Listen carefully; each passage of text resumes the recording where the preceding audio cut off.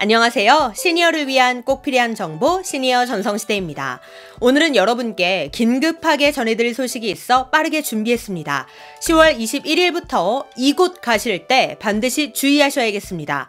도로교통법이 개정되어 10월 21일부터 이곳에서 단속에 걸리면 무관용 원칙으로 즉시 과태료를 부과하고 견인까지 실시한다고 하는데요. 현재 지자체와 경찰청이 협조하여 이곳을 집중 단속하고 있다고 합니다. 그럼에도 불구하고 아직 많은 분들이 21일부터 시행되는 이 법을 잘 모르고 계십니다. 따라서 나도 모르는 사이 어마어마한 과태료를 물게 되고 차량 견인까지 당할 수 있는 상황입니다. 그래서 준비했습니다. 어느 곳을 주의해야 하는지, 단속에 걸리면 얼마의 과태료를 물게 되는지, 예외적인 상황은 없는 건지 오늘 확실하게 알려드리겠습니다. 오늘 내용은 우리 시니어님들 뿐만 아니라 가족분들 그리고 지인분들께도 꼭 공유해 주셔서 함께 예방하시길 바라겠습니다. 구독, 좋아요, 알림 설정은 영상 제작에 큰 힘이 됩니다.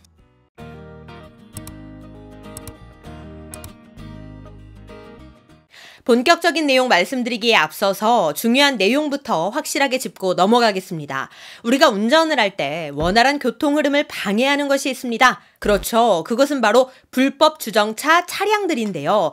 특히나 출퇴근 시간에 도로에 불법 주정차를 해놓은 차량들을 보면 참 답답하고 화가 날 때가 많습니다. 게다가 이렇게 정차된 차량을 미처 발견하지 못해서 일어나는 사고들도 많은데요. 그런데 여기서 잠깐, 여러분은 혹시 주차와 정차의 차이를 정확하게 알고 계신가요? 도로교통법 제2조 24항과 25항을 각각 살펴보면 주차는 차를 계속 정지 상태에 두거나 운전자가 차에서 떠나서 즉시 운전을 할 수 없는 상태를 의미하고요. 정차는 운전자가 5분을 초과하지 않고 정지시키는 것을 의미합니다. 그런데 여기서 잠깐, 우리는 도로에 그려진 차선의 형태와 색깔을 통해서 주정차가 가능한지, 아니면 정차만 가능한지, 아니면 둘 다 불가능한지 이런 것들을 확인해 볼 수 있는데요. 여러분은 어디까지 알고 계신가요? 제가 잠깐 퀴즈를 드려보겠습니다. 이 네 가지 그림들 중에 주정차가 모두 가능한 곳은 어디일까요? 네, 맞습니다. 바로 흰색 실선인데요. 흰색 실선은 도로와 인도를 구분하는 경계로서 주차와 정차가 모두 가능한 구역을 의미합니다. 그러면 주차는 안 되지만 정차는 가능한 곳은 어디일까요? 그렇죠. 두 번째 그림인 황색 점선입니다. 정차, 즉 5분 이내로만 잠깐 서 있는 게 가능하고요. 물론 바로 운전을 해서 차를 뺄 수 있는 상태여야 합니다. 자, 그러면 탄력적으로 주정차가 가능한 곳은 어디일까요? 맞습니다. 세 번째 그림인데요. 황색 실선은 요일과 시간에 따라 주정차가 탄력적으로 가능한 구역을 의미합니다. 그렇다면 주정차가 절대 안 되는 곳은 어디일까요? 그렇죠. 마지막 그림입니다. 이렇게 황색 실선이 두 줄로 그어진 황색 복선이 그려진 곳은 절대 주차도 안 되고 정차도 안 되는 곳을 의미합니다. 그러니까 아무리 급한 용무가 있더라도 절대 세워서는 안 되는 곳이죠. 그렇다면 여기서 잠깐, 현재 우리나라에서 절대 주정차를 하면 안 되는 곳들은 과연 어디일까요? 이곳에는 무슨 일이 있어도 주정차를 해서는 안 된다고 합니다. 우리나라 도로교통법 32조와 33조를 살펴보면 버스 정류장, 횡단보도 주변 10m 이내, 교차로 가장자리, 도로 모퉁이로부터 5m 이내인 곳과 터널 안이나 다리 위, 그리고 도로공사구역 가장자리로부터 5m 이내인 곳, 또 소방 관련 시설물이 설치된 주변으로부터 5m 이내인 곳에서 주정차를 금지하고 있습니다. 그런데 여기에 더해서 추가되는 곳이 있는데요. 그곳은 어디일까요? 이미 눈치채신 분들도 계시죠? 맞습니다. 바로 어린이 보호구역인데요. 지난 5월부터 미리 알려나가긴 했지만 본격적으로 시행이 되는 건 바로 10월 21일 목요일부터라는 겁니다. 한마디로 21일부터는 얄짤없다고 보시면 되는데요. 심지어 일반적인 주정차 과태료보다 무려 3배나 더 비싸기 때문에 반드시 주의하셔야 합니다. 그런데 혹시 단속 카메라가 없으면 잠깐 세워도 괜찮은 거 아닐까? 이런 생각하시는 분들 계신가요? 절대 그렇지 않습니다.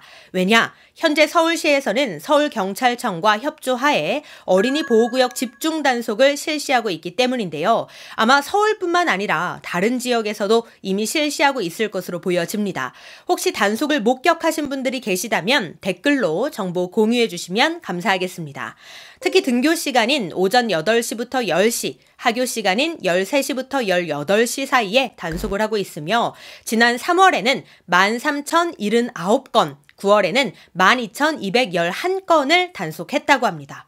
어마어마한 숫자죠. 심지어 어린이 보호구역 내에 주차질서 정착을 위해 예외 없는 무관용 원칙을 적용하여 위반 과태료를 부과하고 때에 따라 즉시 견인 조치까지 취하고 있다고 합니다.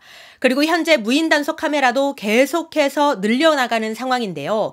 그렇다면 과태료는 얼마가 부과될까요? 일반적인 주정차 과태료를 생각하시면 절대 안 됩니다. 오전 8시부터 오후 8시 사이에 단속 적발 시 승용차 12만 원, 승합차 13만 원의 과태료를 납부해야 합니다.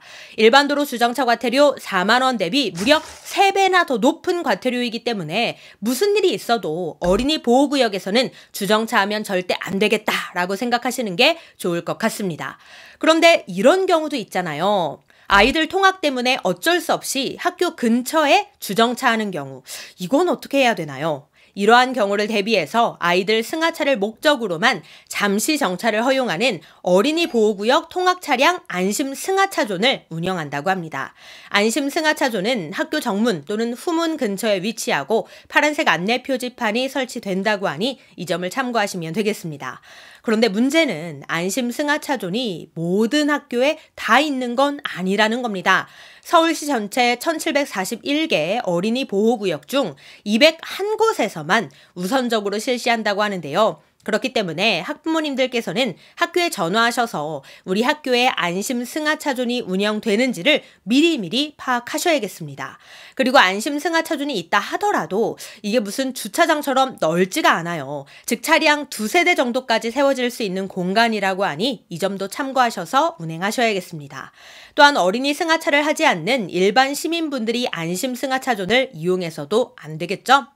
네, 오늘은 어린이 보호구역 주정차 단속에 대해 알려드렸는데요. 본격적으로 시행이 되는 만큼 운전하실 때 각별히 더 주의하셔서 과태료 폭탄 맞는 일, 견인당하는 일 절대 없으시길 바라겠습니다. 오늘 내용 도움이 되셨다면 구독, 좋아요, 알림 설정 부탁드리고요. 저는 다음에 더 좋은 정보로 다시 찾아뵙겠습니다. 감사합니다.